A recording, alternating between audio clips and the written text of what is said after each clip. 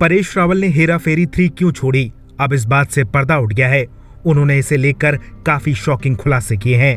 अब तक इसे लेकर सिर्फ अटकलें और अंदाजे लगाए जा रहे थे।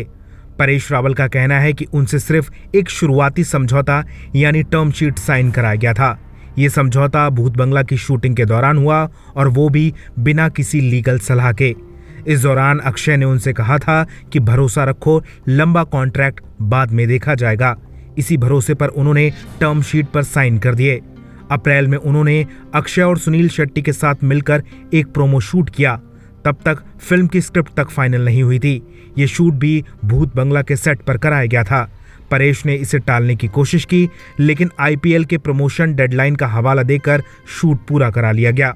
परेश ने फिल्म साइन करने के बाद अक्षय कुमार की प्रोडक्शन टीम से बार बार स्क्रिप्ट, स्क्रीन प्ले और फाइनल कॉन्ट्रैक्ट की मांग की, लेकिन उन्हें कुछ नहीं दिया गया।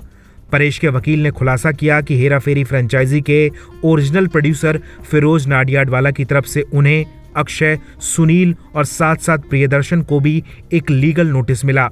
नोटिस में लिखा था कि हेरा फेरी फ्रेंचाइजी और इसके कैरेक्टर के राइट्स फिरोज नाडियाडवाला के पास हैं। हेरा फेरी से जुड़ा कोई एंडोर्समेंट, प्रोमो या एक्टिविटी को करना कानूनी उल्लंघन माना जाएगा। परेश ने एक ट्वीट करके बताया कि उनकी लीगल टीम ने अक्षय को उचित जवाब भेज दिया है। इसके बाद परेश के वकील सामने आए और उन्होंने वो सभी वजहें बताईं जिसकी वजह से उन्होंने हेरा फेरी को छोड़ने का फैसला किया। परेश के वकील की तरफ से कहा गया, परेश रावल से फिल्म की टर्म शीट लीगल रिव्यू के बिना गुड फेथ में साइन कराई गई थी। प्रमोशनल वीडियो जल्दबाजी में शूट किया गया क्योंकि आईपीएल के फाइनल में इसे रिलीज किया जाना था। परेश ने कई बार इस जल्दबाजी की वजह पूछी। अक्षय कुमार की production company cape of good films के लीगल नोटिस से पहले परेश रावल 11 लाख रुपए का साइनिंग अमाउंट 15% इंटरेस्ट के साथ लौटा चुके थे। प्रोडक्शन हाउस ने टर्मिनेशन और पैसा दोनों स्वीकार कर लिया था। हेरा फेरी 3 के टाइटल को लेकर अनिश्चितता बनी हुई है। फ्रेंचाइजी को लेकर फिरोज नाडियाडवाला और अक्षय कुमार के बीच पहले से ही कानूनी दांवपेच लगे हुए हैं। फिल्म छोड़ने का कारण सिर्फ क्रिएटिव डिफरेंस नहीं है, कोई स्क्रिप्ट नहीं है, प्रोडक्शन शेड्यूल नहीं बना है, लॉन्ग फॉर्म एग्रीमेंट नहीं है। फ्रेंचाइजी और इसके टाइटल को लेकर पहले से ही विवाद चल रहा है।